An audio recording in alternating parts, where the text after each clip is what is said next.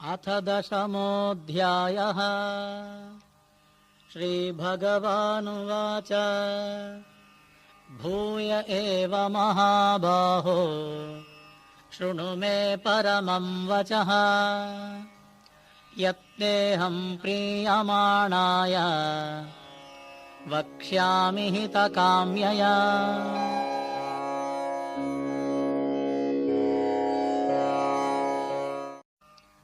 अथ दशमोऽध्यायः।